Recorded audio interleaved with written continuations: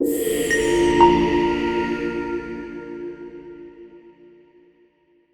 guys, welcome back to the Podtel podcast. I'm your host Edmond Orenge. I want to specifically welcome you back to today's episode. Yeah, so I think today we're going to talk about a very sensitive topic, and it has arisen in our country. We're going to talk about femicide. I think you guys have seen it in the news. Definitely. Yeah, so we're going to find solutions.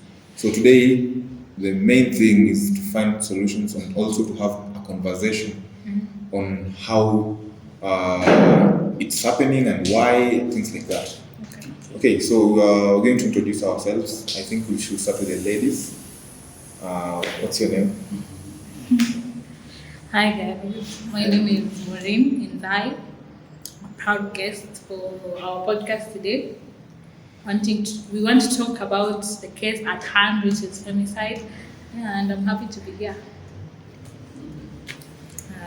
Hi guys, my name is Stacy Unia. I'm here to share my views alongside you all. So yeah, I hope to have a nice interaction. Nice. Hi guys, my name is Femsa Wanambisi. I'm also happy to be here. I'm ready to engage in a deeper level, especially to interact on the aspect of femicide and look also into the legal perspective. What are the gaps? What are the challenges? What are the societal factors? So yeah, let's do this. Yes, let's do this. Yes. So I think before we start, I think we should identify or name or define what is femicide. We should have a definition. Maybe we are naming the animal the wrong name. You see. So how do you define femicide, Unia? Well, the way I see it, for me, femicide is intentional killing of women for their gender, regardless of whatever they've done or the situation they've been. Yeah, I see it as that. It's true. It's the killing of women under no basis of like what she did or whatever, but it is for a specific gender. It is female killing. Yeah. I agree to that. I must say it is intentional killing of women. But moving on to a far much deeper level, I think it is majorly affected by the social, economic, and cultural factors. Because you can't just say it's just killing women. You must have a ground for killing the woman, right? Yeah. So. Nice. So the definition of this topic is killing women intentional. Yeah. Yeah. So why is it distinct from other forms of violence? Why is femicide distinct? Kulingana na other forms like GBV, why is it far more distinct? Well, if I can go first. Yeah. Sure. Well, I think when you picture femicide, it's like on a higher degree level of GBV, all right? So looking at it on a better angle, I must say that femicide, it majorly targets women, all right? And when I speak women, and for me being at least gender sensitive, I must say the female, all right? Because that's what femicide looks forward to. Currently we have LGBTQ community who we respect a lot. So I must say that it majorly targets women with an intention of killing them, but ideally looking into the sexual exploitation, right? It has a trait, there's a thin thread of sexual exploitation or the element of sexual abuse in it. Yes. And I also want to add, like, when it comes to femicide, it's more violent than any other form of abuse. Yeah, you can have gender-based violence, you're beaten and all that, but this ends in death. There is no other, by the way. Yeah. Just find yourself dead. Yeah, the victim is the female, and the end goal is death. But for gender-based violence, it starts as simple as vulgar language. Yeah. aggression slightly, which you can pass off or like let it slide. But when you call it intentional killing of women, it's not confirmed. That's nice. You have something, God? Oh yeah, like I agree with him. He said it's like a higher level of gender-based violence that starts with it, but the end goal of it is targeted killing of women, which we call it intentional killing. Yeah. Yeah, It's intentional it killing. is intentional. Now, the situation at hand in our country, is it intentional killing? Yeah. Yeah, I would say it's intentional because most of the cases, it's not like, let me give an example of the recent one for this 20-year-old. She's called Rita, the late Rita Waini. Yeah, sorry. For this killer to make it is very intentional because the killer called the family and demanded for a ransom, 500,000. That's cash. And for this, when we go back to details and investigations and whatever was carried out, they say that this lady had really denied alikuwa amekataa kabisa kuenda na huyo jamaa, but this guy is very persistent. No, very persistent. He's very intentional. Yes, I'm going to get this girl and I'm going to get her for sure. Yeah, the 500 the parents could not raise. He ended up killing this lady in a very gruesome way. So it is so intentional. He has already planned this for very long. Yeah, and knowing the fact that this guy, if you've heard the forensic guy talking about how this lady was killed, this guy knew what he was doing in the most to the exact thing. He carried knives, saws. Do you carry a saw on a random day and go, okay, I'm going to kill this lady, but I'm going to, huh? Yeah. Like You don't carry a saw on a random day to go and commit violence. No, he had so much intention in whatever he was doing and making sure that he carries that part of that body of that lady to wherever he took it. It's very intentional. Yeah. Like looking at Mayani's case, for us who, how can I put it? For us who've been exposed to like other channels, like Discovery channels, there are these true crime docu-series that people take their time to see like whatever crimes have been committed to what degree, and the way Mayani's mother was executed, has exact similarities to what happens in North America. So it's not like a new thing to the world. Yeah. Is it new to Kenya? No. No. I don't think so. It's not. Because people have been murdered in gruesome ways, but including them, but it's a rising issue because women are being killed and being murdered for consistently. Yeah. Like the year has just started. The second week, the January, we have had like close to 3-4 cases. Not 3-4 cases. I did my own research and it's I think it's almost 15 cases reported. Only reported. We don't know the ones that have not been reported. Definitely. Yeah? There's that factor. So reported cases are almost 15. That's a very high number. Because I did a little bit of research, I'm sorry. In 2019, between May and January, there were 46 cases.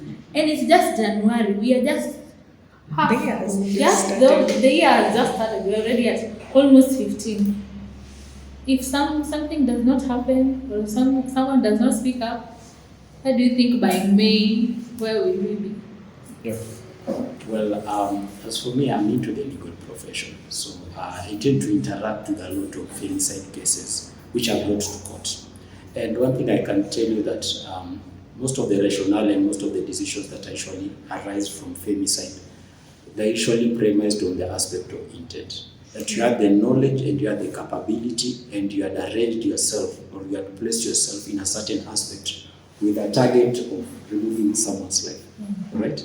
So I must say in Kenya, yes, we are experiencing, in fact we've experienced and we are continuing to experience a high rise in femicide cases. Initially it was there before before, during Moi's regime, it was intentionally there. Yeah. Only that back then there was no element of public awareness, sensitization. Then again, back then there was this element of it was much more domestic.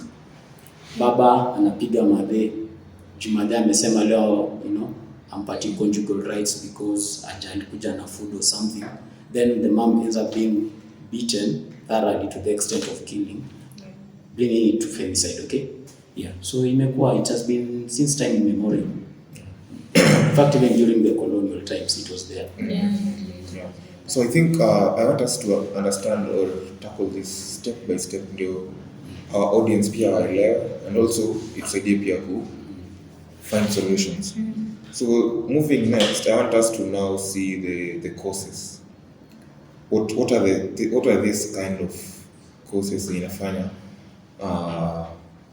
it lead into these femicide cases? Who can start? I think poverty is one of the cases that I would put more. It's not more empathy, but for some cases like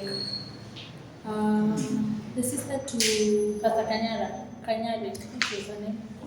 Scarlett. For the man who killed her, John Matara. If you listen to what Pastor Kanyari, the brother was talking about her some certain day, and she said that this guy tried to extort her of money, yeah, because alikuwa amemwambia atoe pesa kwa account ampatie pin ya simu, but she was sometimes female want to fight for herself. She's a self-made woman. You can say she was poor. She was not seeking for any money or whatever. She was very stable. But the man who who allegedly killed her, alikuwa anataka pesa. Yeah? This Nigerian man who is illegally in Kenya, by the way, wanted money. Yeah? So majority of the things, I think, money oriented. Definitely, because I see like the rising cases, they're using money to lure the girls into such situations. Because if you say poverty, how do we describe it? Like, is it financial restrictions from family, from the girls? What I understand, or what I think is the current situation in Kenya also on economy. Yeah. It's in a pit. True. You see, so kuna this term lazima uje kuishi mjini. Okay. You see, so in that balance hapo katikati unajipata in these cases unapata, let me try and do this, maybe I can get money 150k per day. It's a lot of money. If I can get 150k per day when I'm doing this, what if I do this consistently? You see, so that makes you you're being attracted to the wrong people who have wrong intentions. You see, so in that line, I think it's going to. But I think for your line, you have to be in a company of sort of people that think like you. Yeah. Because it cannot just arrive. For example, right now there's this. Called what? Now prostitution has moved from the road to mobile. I can access it very simply. Yeah. So if I don't know such things, my mind cannot travel to such places. Yeah, you need someone to. I need some instigation, something to take me to that direction. Yes. Yes, I tend to agree with my colleagues here. The element of the economic factor. It really plays a huge role when it comes to femicide cases. Because look at the aspect of money. You are living in tough economic times. People are trying by all means. You say something like "Utajijua jiji." Back in course they say "Utajiju." Utajiju. Yes. So it plays a huge role, but I'll also include the cultural aspect to it. Majorly, you realize that most of us come from a culture sensitive we're still grounded with the African traditional aspect of it, where it's like far much more of a chauvinistic nature, where it's the man that dominates and it's the woman that is being subject, that acts like a subject. So that element, we tend to surpass it to generation to generation to generation. Someone brings you the mentality of mwanamke hawezi niambia kitu. If a child listens to that kind of aspect, the child grows with that kind of culture. Like, a woman is not supposed to tell me anything. Yeah. So in any case that you land on a disagreement with a woman, it triggers the element of you trying to injure or trying to do any sort of atrocities. So culture really plays a huge factor. And as a matter of fact, in fact, it's still continuing. Some few weeks ago, I was in area of Samburu because also be part of NGO and SGPD issues and what have you. There's a certain, I won't name the tribe because, yeah. But there's a certain tribe that I know for sure that if you as a woman want to get married to a man, you need to have the scars, all right? The scars of being beaten, because to them they feel that those scars, they amount to beauty, but in really sense it injures you, and in most cases, most end up dying. Yeah. So you realize that also culture plays a huge role. Yeah. Yes. Another thing I want to ask you guys, my panelists. Okay. The story of empowerment. Okay. Are ladies more empowered and we've left out the men, now they become unempowered? Now the question is, are ladies, have been ladies taught how to live with an empowered man? Unempowered. Okay. If I think about, okay, go ahead. If I would say something, since I was born into this world, yeah, I've found now we have found the era where women are being encouraged to be leaders, women are being encouraged to be their own bosses, you know. Yeah. And I feel like boy child are being left out. Yeah, because kitambo they used to be men used to go to school, if not a money, not go to school. But right now, everything has been so standardized that they feel like they are losing value. Mm-hmm. And for me, I would really encourage that if we are advocating for equality, then even men should be empowered to some extent. Yeah, the question is, are men taught how to live with empowered men? No, you see. So unapata hapo there's a huge gap. But okay, it's not like I'm disputing you. No. I'm actually agreeing with you. I have this thought: is like healthy masculinity being preached out here to our men? No. Exactly. It's not. Exactly. That's why we find men not respecting women, and that's why we get into such situations of dismissing consent. Yeah, feeling so entitled. Exactly. To maybe a woman because nowadays if I don't know if I'll be out of context. True. But if a man decides, okay, I'm grown, yeah. So if one person wants to take me out and he feels very entitled to come out, so she needs to do this and this for me, yeah? True, yeah. That feels what do you bring to the table? Yeah, what do you bring to the table? And it feels very bad. It's like I'm forcing you to do something you already know how to do. Or should I pay back for you being nice to me? Like you're being put in a situation where you have to explain your value. Your value to the guy. What do you think, Stas? Well, I think it all narrows down to the moral fabric of the society. Initially, we had values, moral ethics that was placed in the society that could define the roles of a woman, that could define the role of a man. All right. Now we are living in current times where it's much more metropolitan, cosmopolitan. We have people from different avenues. Someone is coming with their own culture, another one is coming with theirs, and that drove the moral fabric. All right. Now, what happened when this moral fabric was torn? People tend to focus much on the woman because initially the woman was like the subject. So to empower the woman, people focused on all the human right empowerment awareness and forgot the person who was on the other end, right? Yeah. Now that person on the other end is still fighting for that space. Only that we don't have the guidelines to give this person the right platform, right? So this person anakuja na ile element ya anajileta na yeye anajua vile vitu yeye anadefine. Yeye kwake anajua mimi mwanamke aniongeleshi hivi, anifanye hivi, anifanye hivi.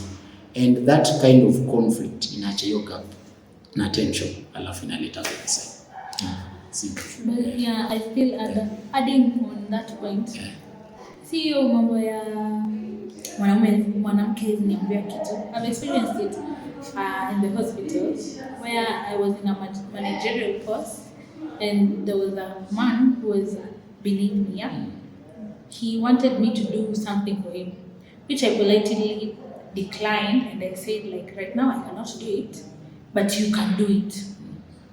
You requested me to do it and I'm delegating it to you, but he's like, me? No, I cannot do because you're the one telling me. I was like, really? And hizo ndizo nitty-gritties. Yeah, that Yeah. build up to such. And if you cannot work in a social setup as big as a company, maybe the head of the company is a female and you feel so entitled to siwezi ambiwa, I think that's something we should change really for men. I think ndo tusonge mbele vizuri. I think it's something that should be addressed. Any causes tumeiga change? Unequal distribution of power, rigid defined gender roles. Yeah, that's a So how does society norms na cultural factors contribute to this topic about femicide?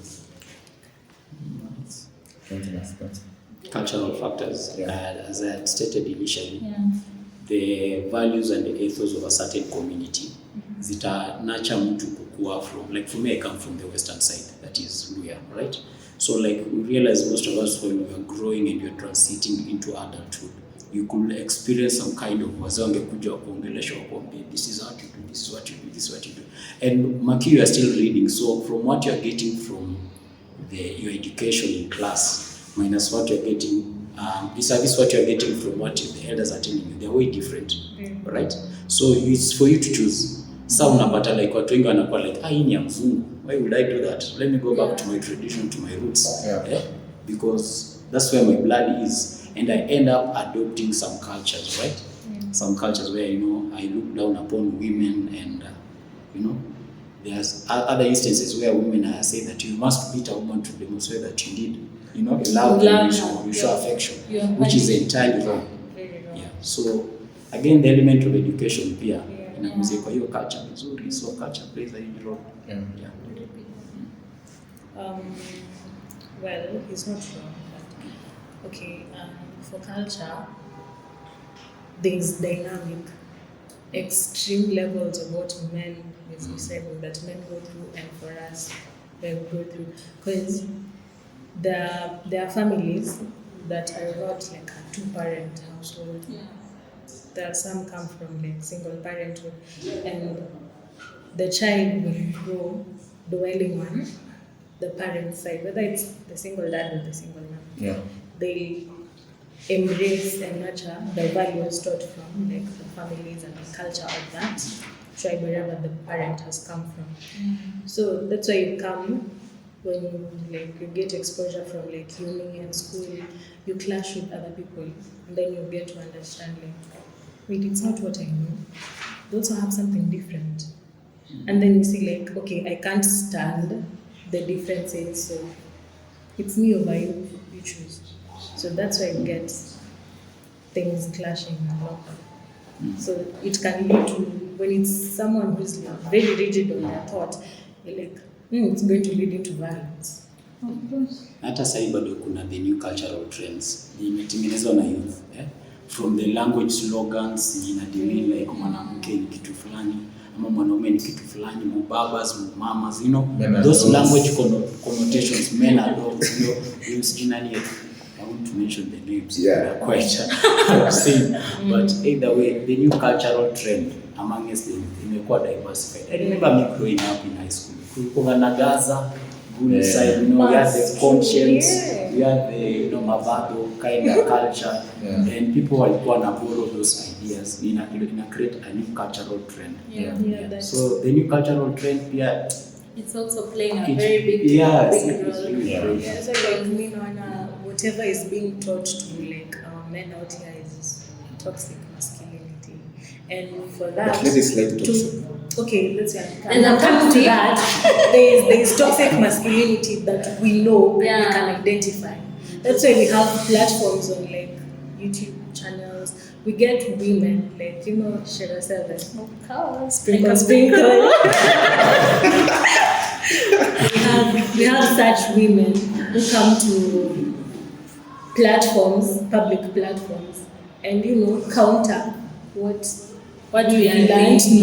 Like women are supposed to be submissive, and then we get books like Why Men Love Witches, The Art of Seduction that gives you, that teaches you how to learn how to think like a man but still be a woman. And when it's overdone, it's toxic femininity, because that's not true values set up for women, and it's what is what's bringing drifts into like basic things, everyday things, like our relationships with our families, our parents, even outside with our partners. So with the current situation right now in Kenya, what is it teaching the young guy, the young man? What is it teaching the young woman about femicide? Or how to live with a lady, and how is it teaching a lady how to live with them? Right now, in whatever I'm seeing, hata tu niseme kama huna pesa, that's what we are being taught. Isn't it true? Kama huna pesa, avoid. That's the mentality that is right now. But for me, the advice I would give ladies, pata yako. Ukipata yako unajua vile. What if it takes time? Everything takes time. Anything that takes time is good because you have seen it grow. Thank you. Well, true. How do we face that? It's good to have your own, get your own, like having your own drive, but don't overdo it. And inferiorize the man who is trying to come to you, like face you, whether genuinely or with the wrong intention. But like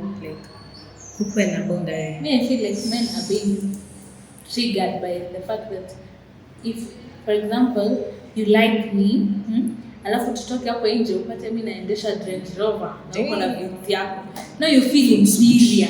You feel inferior. I don't think that's something that should be in consideration unless I have treated you in a way that you feel inferior. Because I believe mimi najua mimi kuna roho nzuri. But I believe kindness is very key. If I really don't feel like we are compatible on the same page, I will tell you in a constructed manner. You get? Sure. You don't have to tell sasa wewe utanifikisha wapi or something like that. Yeah. And also it should be I would like to see the things I saw with my mom and my dad. Healthy masculinity, that my dad brings everything and my mom can just stay in the house. The man is the provider. The man is provider, and he should be. He's the man who's supposed to protect me. Yeah. But at this case now, he's not protecting me. The man himself is the perpetrator. Yeah. So where am I supposed to be feeling safe?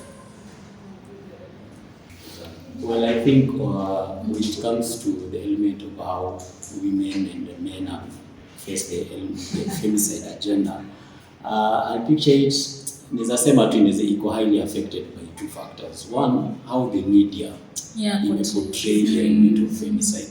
Because unapata media inakuja inasema this woman was killed and this, then wataenda tena hadi kotini waseme hivi, alafu akitoka wataenda watafute mzazi wa perpetrator.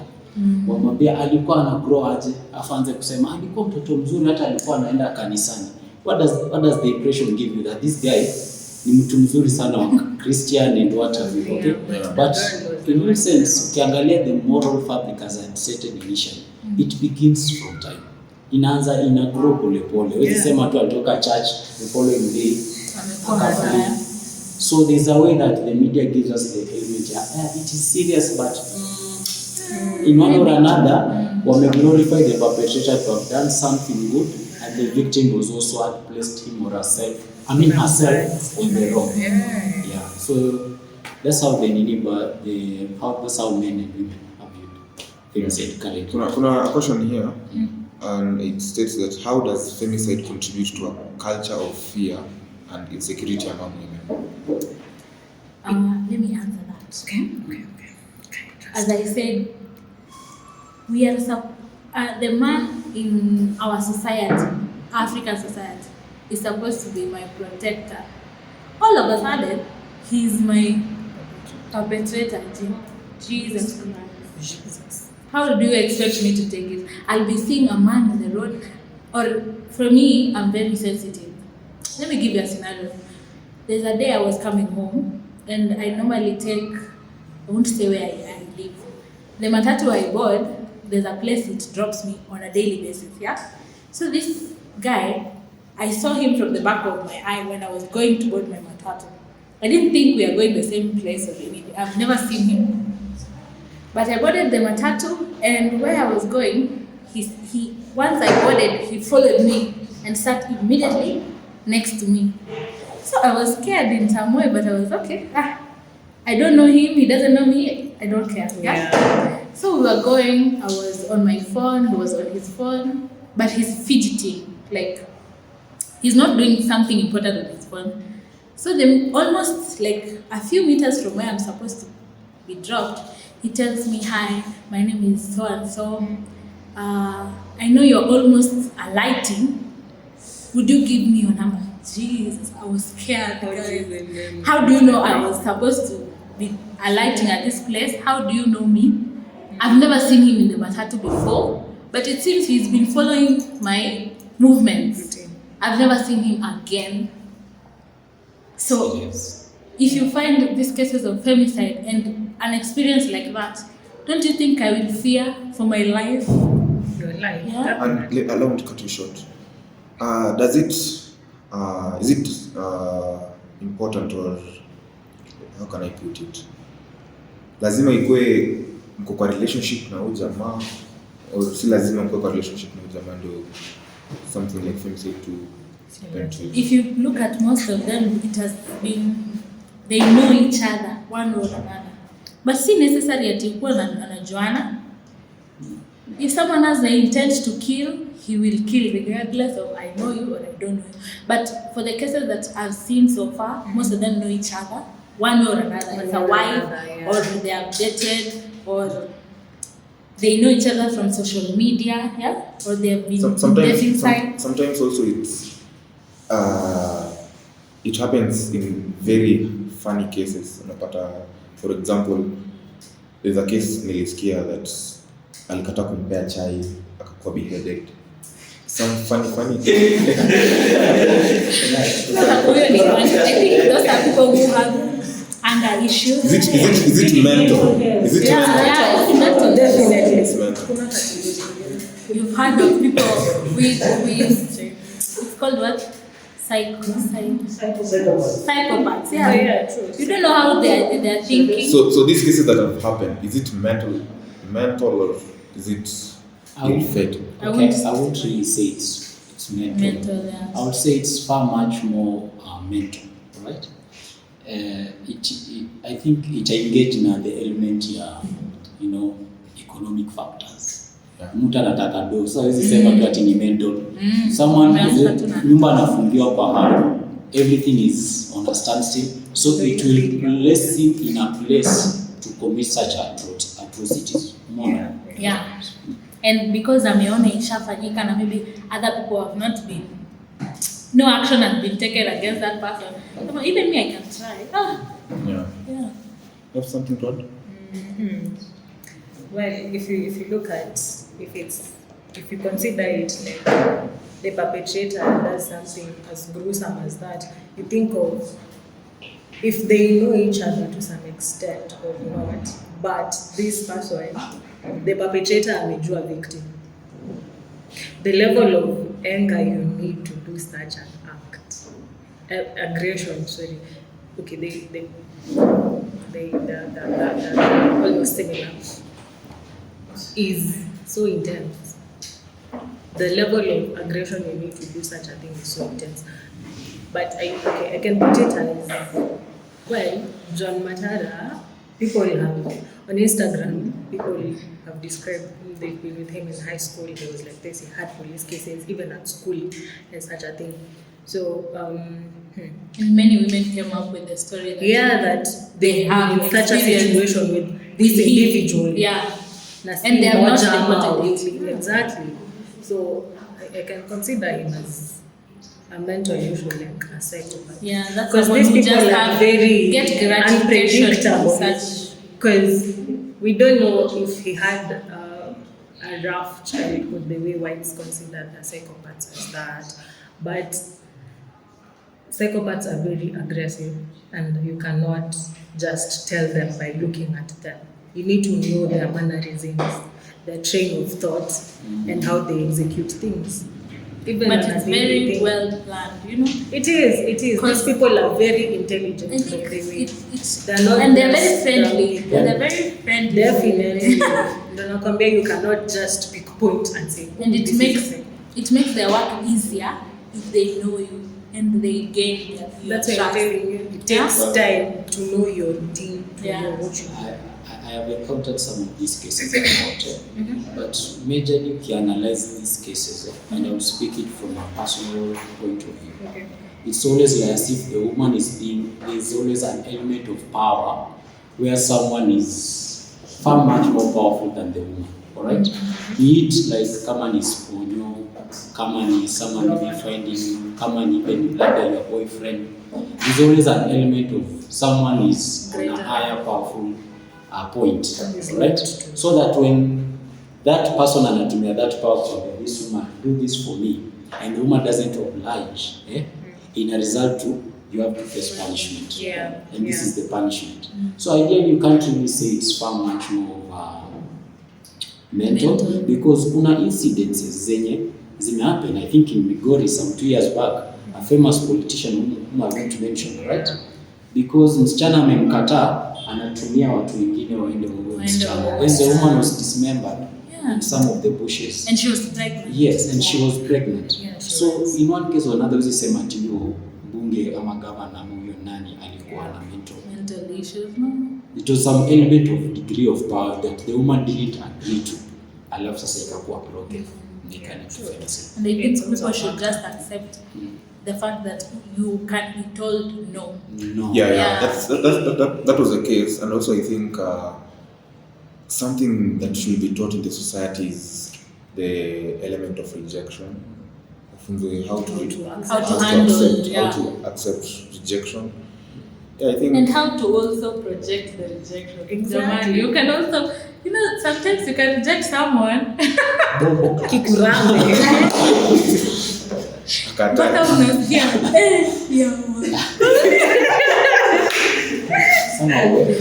nasema tu, was I that bad?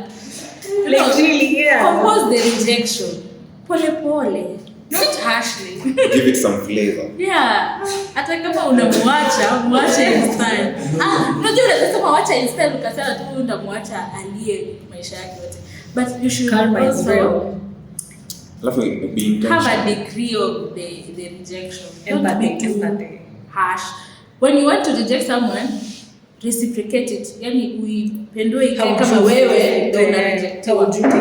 How would you take it? Again, How would you take that rejection? kutana na mtu psychopath. Yeah, those people who they don't accept rejection and come, I will kill myself. And then it becomes another issue. Yeah. That happens. Victim narcissist. Yeah. How do we call that? Nini? When you reject someone, laugh at you. Because of esteem issues. Yeah. It could be possible. Yeah, they treat you But to make you feel like you're the cause of her dying. Okay, let's proceed to the legal and justice system response about femicide. The question is, how do legal systems address femicide, and what are the challenges the legal system face when they address? You can start with our lawyer. When you speak of the legal system, Let's stop. So when you speak of the legal system, ideally is the rules, some are the laws that are in place that is majorly to define the element to address the femicide cases. Now the biggest problem may happen kwa the legal sector. Femicide ilikuwa expressly described that hii ni femicide. Until kukwe na other factors kama uite social worker ama uite jirani kwa ground uweze kubuild up that case uite femicide. So kwa laws nye ziko in Kenya and globally, of course kuna laws tofauti in each and every country. When you look at Kenyan per se, we still have limited legal provisions which address element of femicide. One, I just describe what femicide is. When you look at the So the law has not described. yes, there's no description, but it just tries to highlight some acts like indecent acts, acts of when breach of life, when you kill someone and what have you. So you gather these tenets, alafu unatafuta mali you can form the femicide case into. Alright? But how I feel we should try and structure and come up with a legal structure. Let's say like just a legal structure, like a statute or what have you, or a regulation that will give people the platform ya kuweza kuaddress any femicide. A good thing, a good case rather. Stories are Airbnbs, highly unregulated. Me today naenda nikachukua hapa nyumba niweke mavitu ndani na nianze kufanya biashara yangu kama mtu wa Airbnb. We should try and bring a structure where people with Airbnbs, they are registered, okay? Yeah. So that whenever you're logging hapo unaingia mahali kama Airbnb, unajua mwenye hapa anatoa details, huyu jamaa anajua huyu ni Inzai, huyu ni nani, So walicheck in to create proper tracking. Yeah. But currently mimi naweza fungua tu hata hapo mbele ya Airbnb. Something bad happens, naona tu cases zinaanza overnight, nafunga mlango na nenda nafungua kwingine. But mimi naona hiyo Airbnb for the media imeportray Airbnbs as Risky business. sex houses. No. Yeah. So ukisikia tu nenda Airbnb, your head hits. Unaenda na nani? Like for money. Yeah, and it's like just a sex house, let me just say. Even that's how it has been portrayed. And sometimes some of them they're not sex traps, some are sex houses or whatever. Yeah, it might be a very legit business, but So the way it has been portrayed is the problem. It can be a safe business, but sasa customers ndio. But now the thing that yeah. it's true. It's true, yeah. Unajua the owner of the business anasema let me just build houses for Airbnbs, ule mtu anatoka mbali. Then they furnish the house. But now the customer with a very bad purpose anasema so jamaa amenijengea Airbnb, wacha nichukue huyu dem nimuue hapo na so customers ndio wako. But it's good they good surveillance systems first. Yeah, or places that unaitisha ID, yeah. Credentials. What I think they should do, they should practice let's say check in ID. Yeah. Kama hiyo ndio. And I like what is happening currently. Kuna hiyo site inaitwa booking.com, where people you can secure your Airbnb from there. Now you see like when you want to apply to let's say secure room, unaingia tu kwa hiyo site moja, unajaza details zako so that in case something happens in that room, wakiuliza nani walikuwa nakaa hapa, it's easier to track it.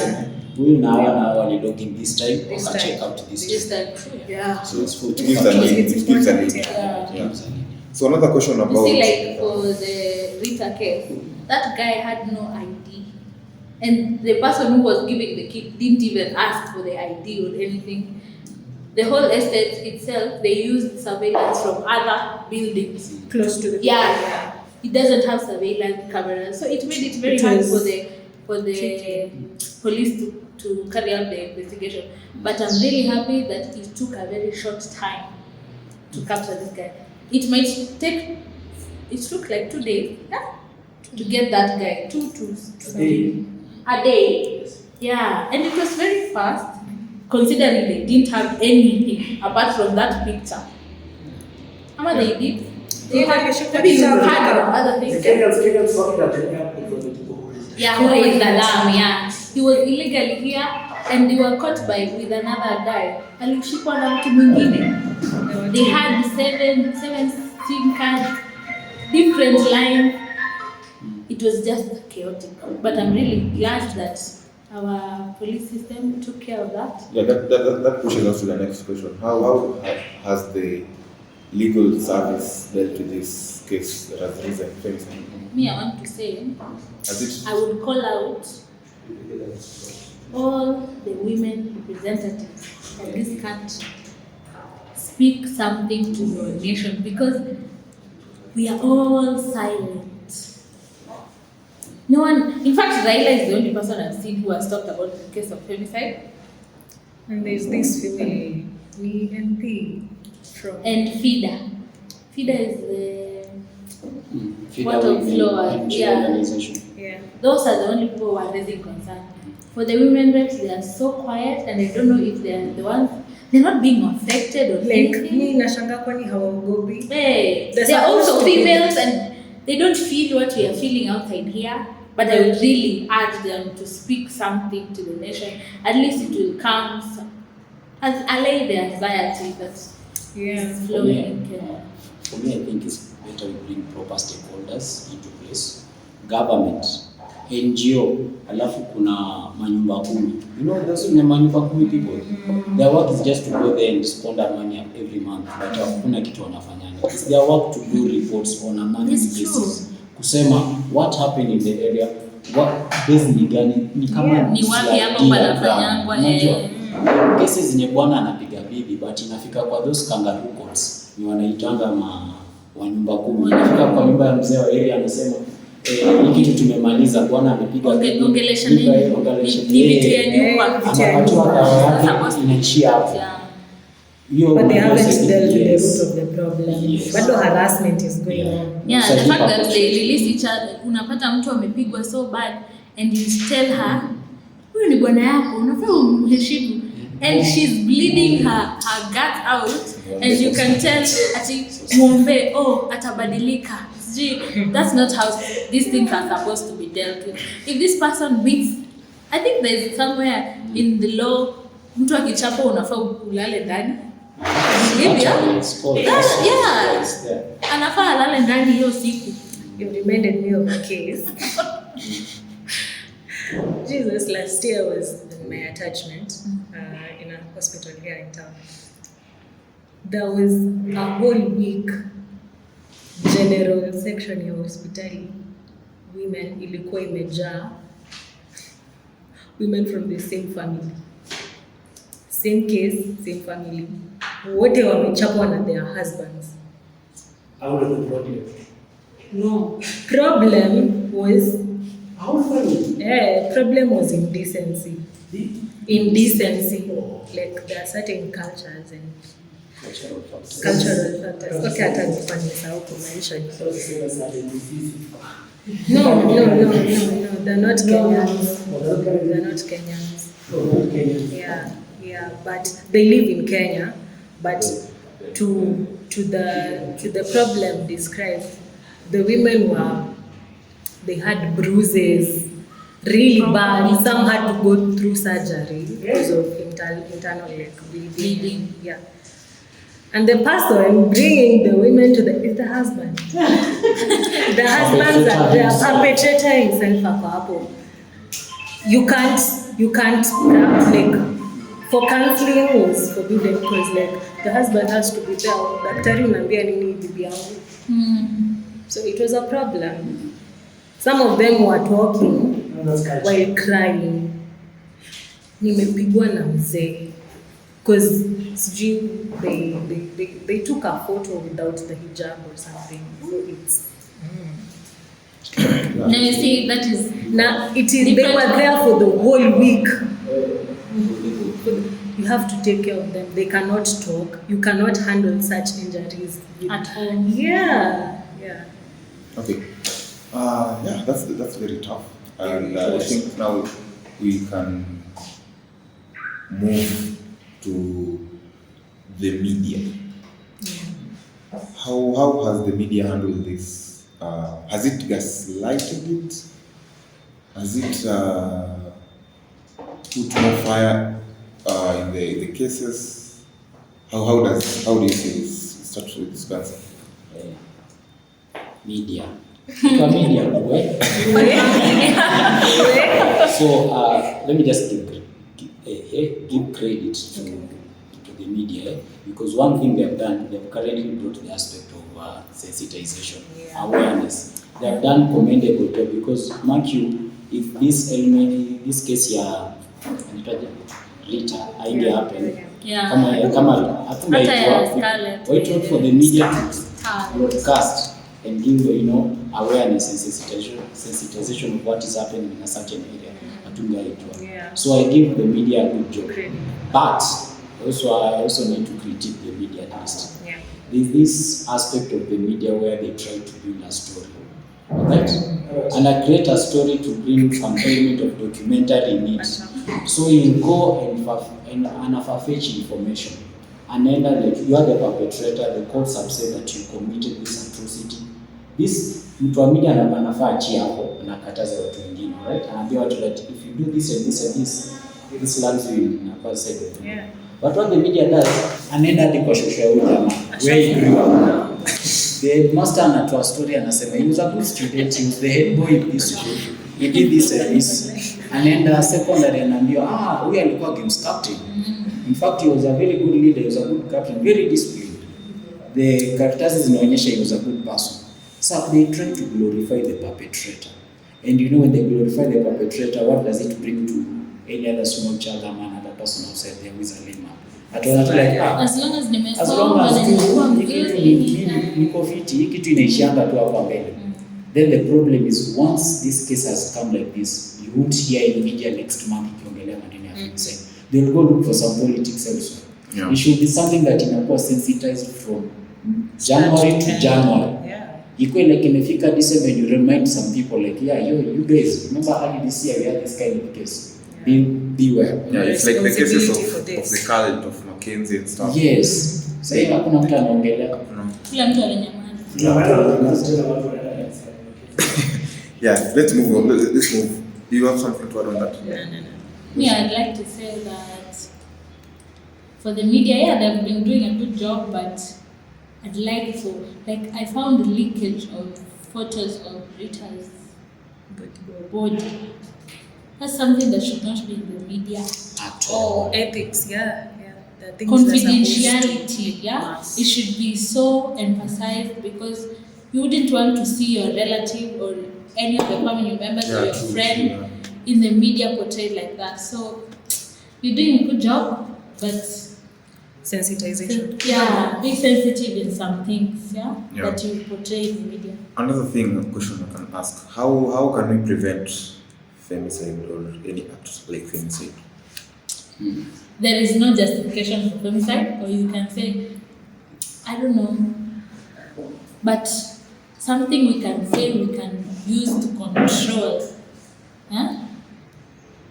Because if one wants to kill you, he'll kill you regardless of what you try. But we can try to control the cases that are rising. For example, for women, you have to be very careful with whoever you're associating with. Trust nobody, suspect everybody. That's the role that you should be having because this person you don't know. People have been killed by their own fathers, their own husbands. This stranger that you have met, what makes you think he's better? Another thing is be on the right place at the right time. That can help. This is what I would say about being at the right place at the right time. If you are an adult and you are engaging with someone else, either, and this doesn't mean that I'm accepting the rates of femicide, I'm not femicide. But this is what I'm saying. If you are an individual, whether a man or a woman, kindly, and I repeat kindly, try to know the person you are interacting with. In as far as your personal intentions might be, which is necessarily not the case, but just try to analyze the person that you interact Yeah. We live in a half-baked society. Ile yenye mtu akiona tu mtu ni ako hivi asema tick, let's do this. Let's do this, you know. They never think, because I can't bring you in my house. We can't do an arrangement with you. Nikupeleke Airbnb without having an interaction. Yeah. If it resorts to Airbnb, it means there was a length of interaction. Yeah. Unless you wanted to say that it was far much more transactional. Yeah. If you know what I mean, I say transactional. But either way, kama ni transactional, tafuta mahali iko very secure. Okay? Somewhere look somewhere. for a place where there are other, workers like you, ama other escorts like you. When you are kwa hiyo platform, when you're kipiga tu kelele hivi, they are there. Alright? This element of you doing escorts and doing Airbnb is stop. Then another thing, final one, education. Just sensitize these people. Yeah. And WHO has released a statistic inasema like children under the age of 12, you can easily change their habits. But someone above 12 and reach age adolescence ataanza kurebel. More. So for children under the age of 12, let the government, let the NGOs, wacha ziende kwa curriculum. Yeah. How do you, because by doing that we'll be building the moral ethos of the society. Najenga morality. Ile yenye itoboka tunasi. Ile yenye iko huku juu, trust me, I don't think whether kuna any other way other than just kuweka laws ile punitive.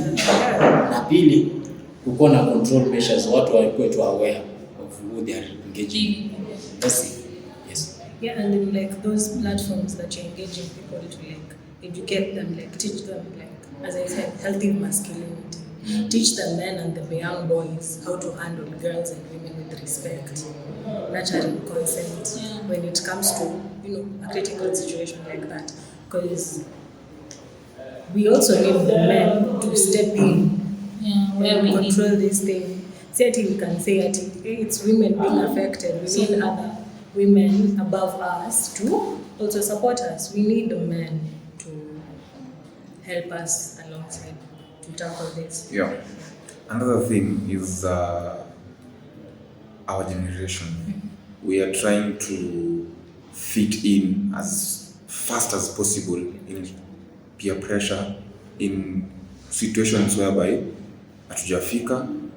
Like I want to buy a car next week. Right now I don't have money. So how am I going to? And I've seen inside with a car. You see, so I want to buy the car as fast as possible so that I can reach. You see, so if we do those kind of, if we have those kind of pressures in life, we will find ourselves in a wrong place. Actually, that's the first thing.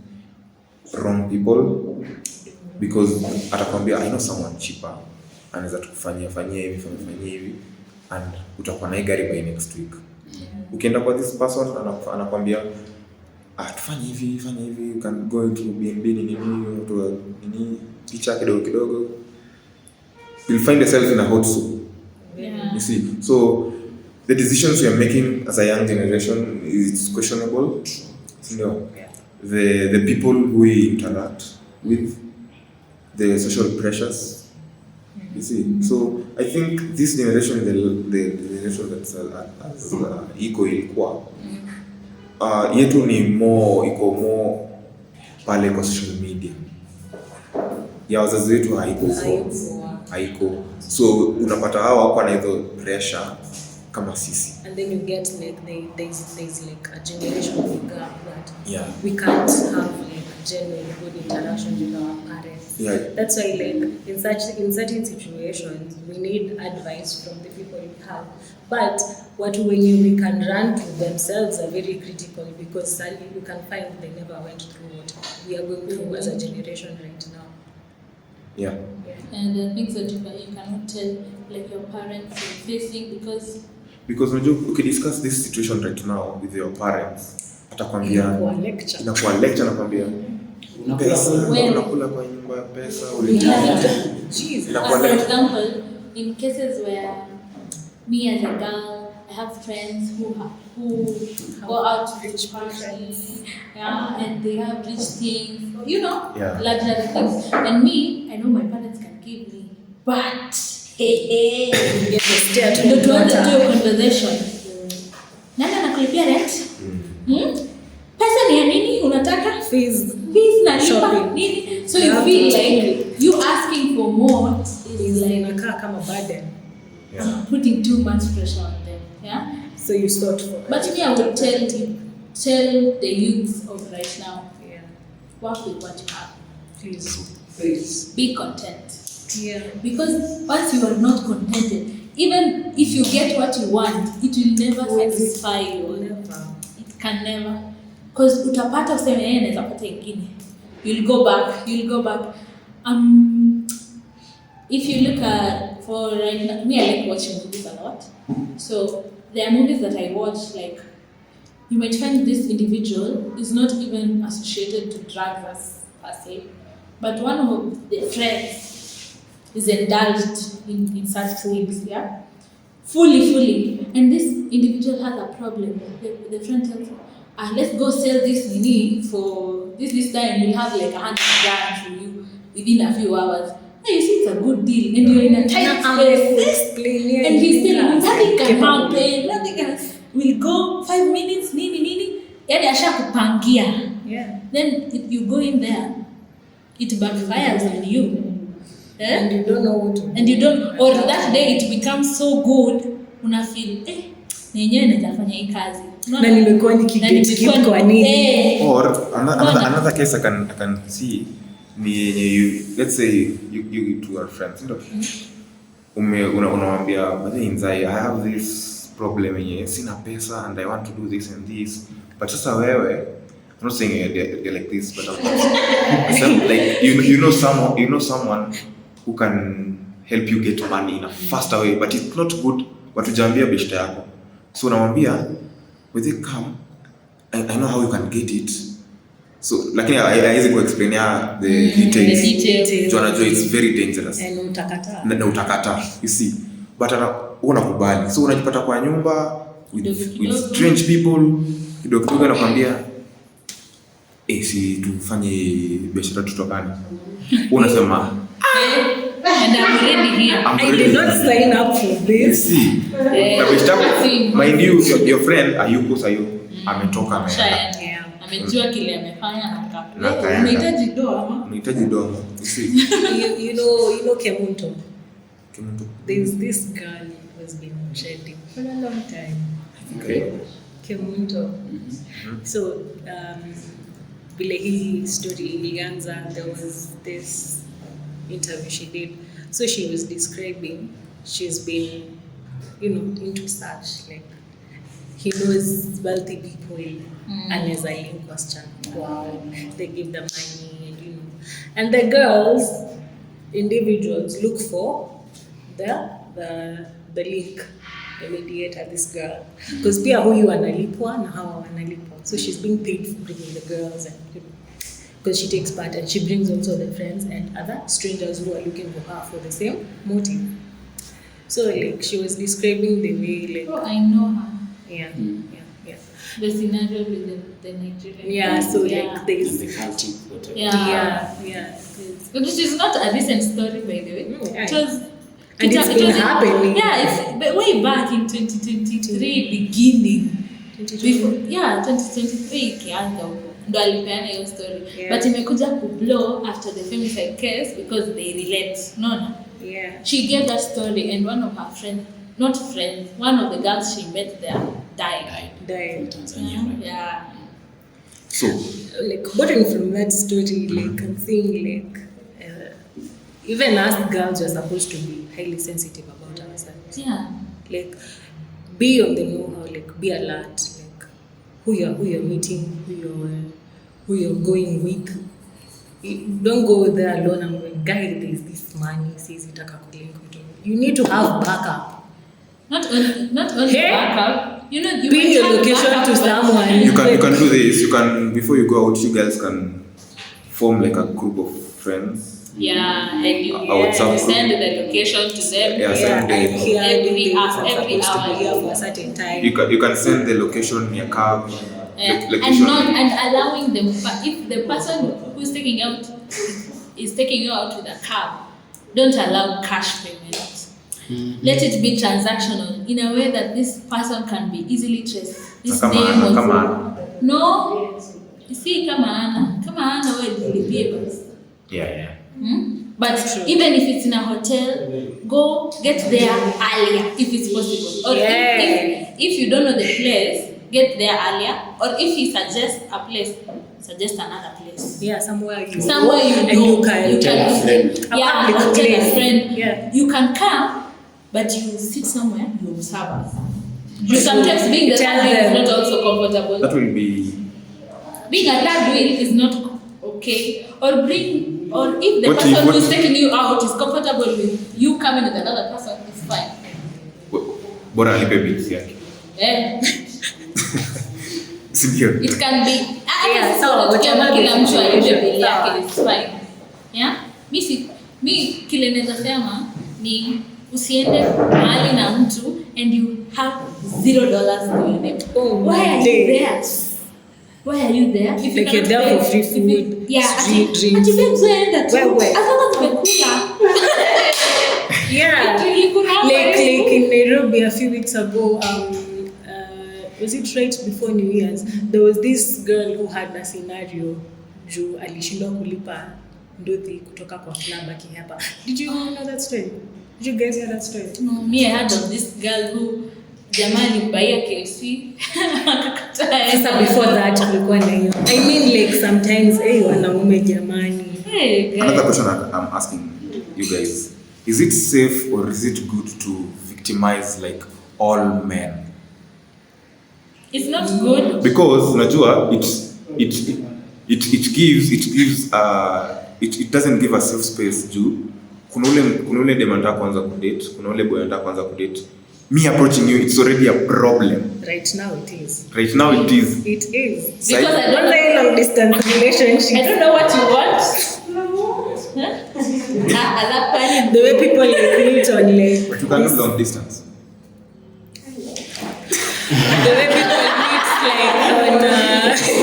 the way people meet on like these dating sites, and like I'm in Eldoret, you're in Nairobi, so come meet me. And You don't know the real definition of this person. How can He's we just solve- showing you how can we solve that? the phone him. How can you solve that? I don't know. sensitization. Like Meet with that person. No, Don't be so invested in right now, distance. right now, me approaching a lady is a problem. It's already a problem. Sasa hizi leo tunaangalia kama dada. You see, well, it's true. because tume victimize the whole men. I know there are good men out there, but Me, I was when I started the year, I was serious. I wanted to be in a relationship, but where I'm close with that Try again. We'll try again next how- year. Spencer, how are we helping that situation? I think we best men. How, like history, like if you want to approach someone, Right now, all Right men now. are being victim. victimized or whatever. As a lady and as a man, okay, let me just speak for ladies. Okay, I'll speak. Okay. With the ladies, just learn the vibes, learn the chemistry. Read between the lines. Usikwe danda. Exactly. My friend. Just be smart. Yeah. Read between the lines. If someone is a psychopath, If someone is a psychopath, you can easily tell. You can. You can't just fall for it like Romeo or someone. Just, you can just learn. Unaweza sema like I've met this guy 2 days flowers zimekam through. Wine imekam through. Unasema yo pull up. Lakini ngoja. Okay, sawa basi. Ndio unaiaccept but approach it cautiously. Yeah. Once your conscience imekuwa satisfied unasema then you can now move to another. Yeah. Ni unataka over the date. Hey, Don't be desperate. for these things. yeah, and also for the girls, if you can do it yourself, he's not adding anything to you. Like Kama mawazo unaweza jibaia, yeah? But unajua, Ngoja. It's not a wrong impression. Let me tell you. Explain. So that you don't Tuelewe clarity. Let me explain. Please, let me tell you. Unaona, kama ni kitu kama venye umesema maua nini, don't be overwhelmed. Kama nitumia maua, oh my god. No, consider it in a way. This is something I can also do for myself. Thank you. Don't overthinking. Relax. You're supposed to face it like this. I understand your point and I understand you. Explain it better. Akituma flowers, akituma gifts, he's sending you money, accept. Usikatae. Yeah, Exactly. but like this, yeah. If you know any love bombing and it's a negative trait, Exactly. That's what I was almost saying. combat it like, okay, I accept your gifts, but create a schedule for yourself. Usikuwe available Every time. Kuja. Have a standard, my sister. Kuko. You're very available, like don't. Every time. Akipiga umeshika immediately. Very excited. Hata utaki ilie. Oh my goodness. Maze.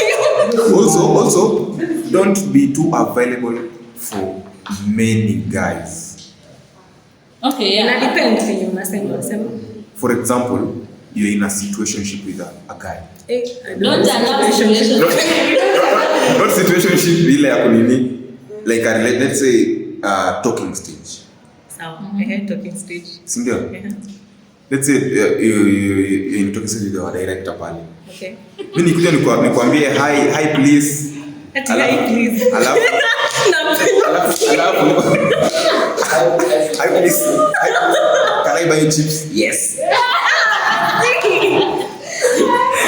Have a standard. Usikue kienyeji. Exactly. Have a standard. Usikue kienyeji. Like They're tough, eh? Listen, have a standard on this. Have a standard. Also love yourself. Yeah. True. Love yourself. And ambia wasichana to embrace celibacy. Yes. Kuna wengine waisi. Yeah, embrace celibacy. Celibacy. For the pure attached like It is very important. Yeah, It is. also Yeah. inakusaidia kwa hizo stories za soul ties. Yes. Stories za Story for another day. Yeah, it's true. yeah. For the people who are so indulged in having sex with partners, I have a boyfriend, so we have sex.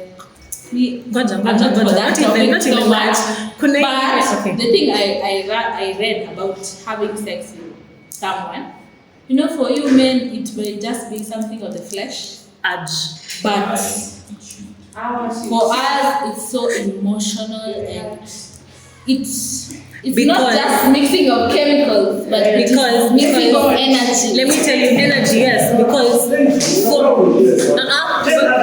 Tell other girls. They're competing with us. it's true. But juu hawaelewi the way men fall in love is different than Yeah, the way women fall in love. yeah. Juu, okay. Psychology. Before sex, a man is like very, very helpless. But atakuwa sober after mmemaliza. But Yeah. sasa ina flip. For a woman, For she woman. might not And yeah. But after the sex, I think we're moving out of topic. Because We're moving out of topic. So, if we start talking about sex right now, we will do that. So, Yeah. guys, you should tell us when we will do, or give us the topic for that day. So, You know? we will. so We can. what We can. a question I can ask: what are the safety? What has the government done to make this whole situation about femicide safe? Government has tried, but I wouldn't say fully tried because it hasn't been quite effective. They have brought in the element, as I had stated earlier, right, for monitoring. They have brought in the element of gender-related offices in police station. You can find them in APs, in various groups in the village. They deal with gender-related and GBV issues. But the element of personnel, unapata mtu mmoja anawaka kwa gender department in a constituency. Ndio ateremko huko chini apate ripoti ya femicide ama SGBV related kind of case. It's so hard. Yeah. So the government should at least try and put in more personnel, put in more resources, diversify kitu. Wacha waiweke kwa curriculum. Right now we are having one of the best curriculums in Eastern and Central Africa. Let them incorporate sex education well. Si time yetu sex education ilikuwa inakujanga time ya PE ama somewhere Life skills. life skills For us who are- to HIV/AIDS. who didn't have the advantage of getting Yes. life skills and such and Yes. such, if your parent doesn't tell you, Yes. Oh my God, it's up to you. Yeah, It's up to it you. also happened. Sadly, it happened to in a school I was in. But they didn't teach the guys, us boys, how to live with. You see, when you guys have cramps and so it happened. Tulikuwa smoja class, then the school account them. I'm a mess. So you're like, you see. But yes, so the girl was so much affected. Yeah. Nah. It is very. it's a very So sensitive. that's the thing. For some girls, we are not taught how to handle. Yeah. Such. Yeah. But I would like, Sensitive in fact, in topics. school for the CBC, it's very nice right now. They can incorporate such things, teach the girls how From to a young age. how to handle such situations. The boys, you're not supposed to tell the girl like this. You're not supposed to touch a girl Respect. somewhere. Yeah, those are the things that we can that could really help. Yeah. Another thing. Let's say you guys are. Let's say you're going home. And pale kwa stage upate, let's say a conductor akushike badly. Are you supposed to report it, or are Depends you on the situation. Well, I'll say that's a form of sexual violence. Yeah. Yes. Right? If someone holds you indecently, all right, and a grop ni ile mnaitanga kurombosa ama kuzana, that one, that is wrong. If a makanga just touches you inappropriately without your consent, So, yeah. right? Without your consent, It's a that violation. amounts to a violation, and it's entirely criminal. Even us in medical places, if you touch this patient without asking the patient, can I touch you?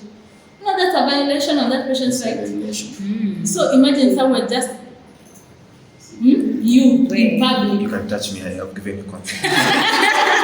Sasa nisiku mahali. So it brings.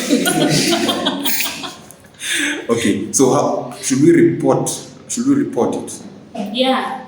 If possible, I think it should be reported. It should be reported. That is the first step of curing elements of Yeah, of femicide. femicide. Report. Yeah. Usinyamazie, because If you buy, can I buy? next time it will come into your household. What will you do? Yeah.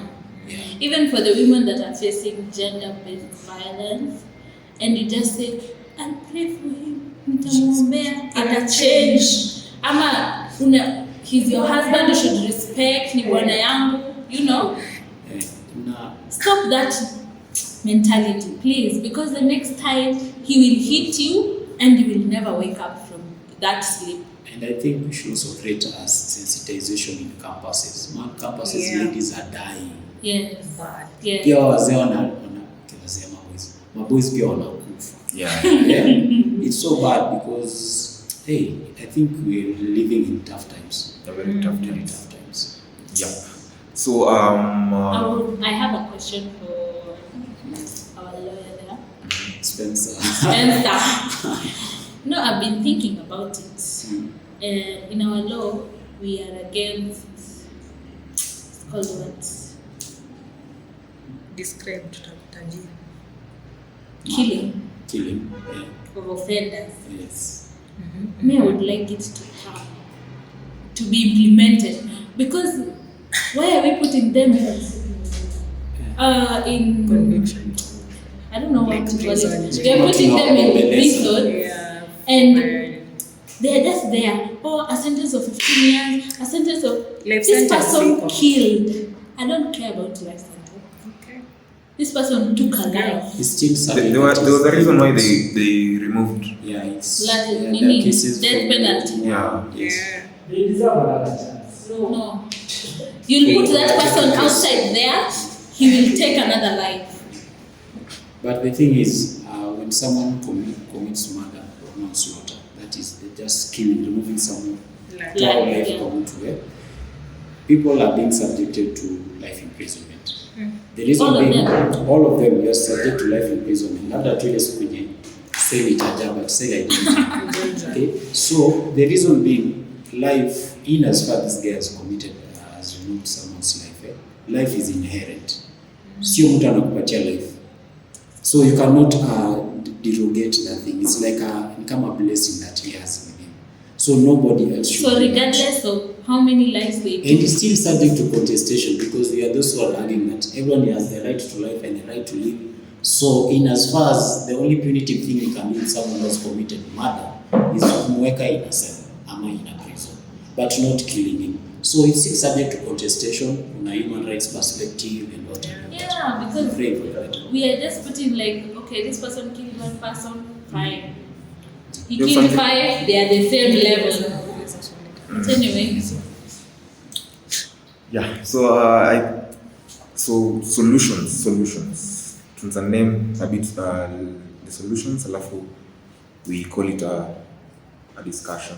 What are these solutions that we should do personally and also the government should do to come as? On the part of like girls and women taking care of themselves, never implement like self-defense skills, because you can find yourself in a situation with men, and honestly, yourself as a girl, there is nothing you can do but to protect yourself. There are measures you're supposed to take. Yeah, if need be, but it's okay to pack yourself with such skills to be able to fight and tackle a man. But it's okay if you don't want to learn, have backup, have people you can call on spot to come help you. And yeah, Nice. we need more protectors around us. In as far as we also need more protectors, I think the best thing for us to do is to just come up with the right legal structure to handle femicide. Define femicide, see what are the causes or what are the triggers of femicide, all right? By doing that, tutaweza kukap femicide. Another thing, sensitization is very important. I always say sensitization. We still have a larger fraction, roughly 43% of the Kenya's population. Watu bado hawajui anything kitu inaitwa femicide. Yeah. Makani wawa, mada. Yeah, sensitization goes to the root level. Ambia wazae. Tell those aged people this is what is happening. Because hao ndio wanakaa kwa those so-called kangaroo courts and those mikutano ya kuambia watu wewe usipige bibi, fanye hivi, okay? So by creating sensitization, we'll be making this world a better place. Yeah. Yeah. Also, I think we should stop victim blaming. Ukisema this man, ladies nini, ladies wafai kuwa in this place at that time, men wanafanya nini, vitu kama hizo, it won't help us. What we should do is finding these solutions. Imefanyika, yes. How is it nini? Tuende kutafuta hizo vile tumesema kwa BNB, ukitaka kuingia, give the police an easy job to find these culprits so that we can eliminate them from But as society. much as you say, involving the police and securities, we need some tough people who can handle that, but not look like they're handling, but then they let it that goes slide. back to us, because we need to choose leaders who can also protect us. Yeah. So you want to set easy rules. So wakiset these rules, this is not easy happen. Ama set a tough rule, ukipatikana na this and this, like vile China wamefanya na these cases ya corruption. Ukipatikana ukifanya something with corruption, you I want to support death penalty. It is not even it's a not even a compromise. yeah, it's not a me, I would like for him to come to Kenya for sure. But Illimit suppress. ndio ikuwe law, it needs some time. the situation, you want the situation to come back until it's on your door. Yeah. Also, now. Let's say if it happens to someone who's close to you and penalty yake ni hautataka uliwe. Or it happens to someone who is not guilty. Yeah, of the who's not charges. guilty, you see. Yeah, there are also a lot of things to consider. Yeah. But for those who the investigation has been done and you see this person, hey, If we set a rule, we have to be fair. to to everyone. everyone. I see. So can you add some solutions? As for me, it's just ladies, be aware of your surrounding. That's the main thing. Be aware of your surrounding. Be aware of the people you are interacting with. Trust nobody. Suspect everybody. Just be a little bit tough. Yeah. Kidogo tu. Usiseme tu because alinisalimia because Yeah. Just one final thing. It's not only men that kill women due to femicide. Even a fellow woman can kill a fellow woman based on love and passion. Yes. Femicide. So it's kind of a sensitive topic speaking about the LGBTQ, but these cases are there in the ground, right? Yes. So It's just because this case, majority of it has lied on the females, Quite a male sensitive. perspective. Okay. It's been a privilege. It's been an honor to talk about this topic. Najua tujakava hata the whole thing. Majority, yeah, they It's still a have very what is intensive left topic. out. it's a lot. Now we can do even a part 2 of this.